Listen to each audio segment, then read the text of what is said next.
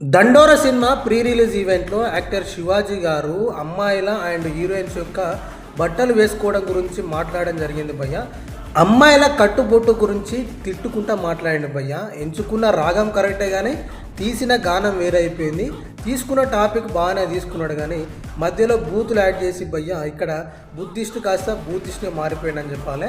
అమ్మాయిల సామాన్ల గురించి అండ్ దొంగ డాష్ అనుకుంటా మాట్లాడము అండ్ తిరిగి మేము లాయ కొడతామని మాట్లాడము ఇక్కడ దొరికిపోయాడు భయ్య.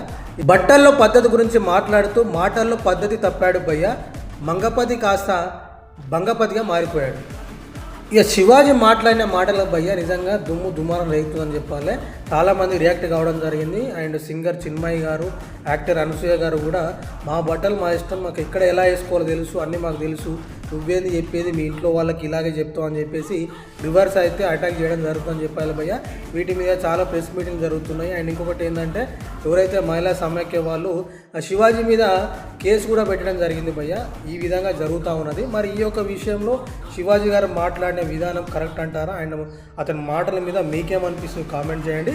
ఆయన ఎంచుకున్న విషయము కరెక్టే కానీ చెప్పే విధానంలో మాత్రం ఖచ్చితంగా రాంగ్ ఉందని చెప్పాలి భయ్య. శివాజీ గారి యొక్క ఇంటెన్షన్ కరెక్టే భయ్య. ఆడవాళ్లకు అందం చీరలో వస్తుంది, కట్టుబొట్టులో వస్తుంది, మన తెలుగింటి సాంప్రదాయం వేరని చెప్పేసి అండ్ ఆడవాళ్ళని ప్రకృతితో సమానంగా పోల్చడం జరిగింది.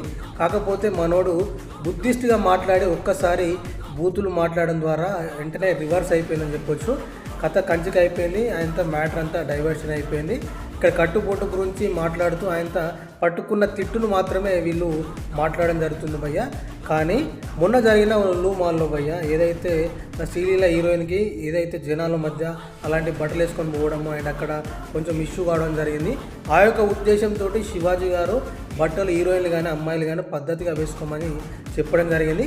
పద్ధతి గురించి పద్ధతిగా చెప్పింది కానీ భయ్య ఇక్కడ పద్ధతిలో బట్టల్లో పద్ధతి గురించి మాట్లాడుతూ మాటల్లో పద్ధతి తప్పాడు శివాజీ గారు. మరి ఈ యొక్క విషయం మీద ఈ యొక్క సంఘటన మీద మీకేమనిపిస్తుందో కామెంట్ చేయండి. అండ్ చూస్తూనే ఉండండి మన ఛానల్ని లైక్ చేయండి, షేర్ చేయండి, సబ్స్క్రైబ్ చేయండి. Thank you very much.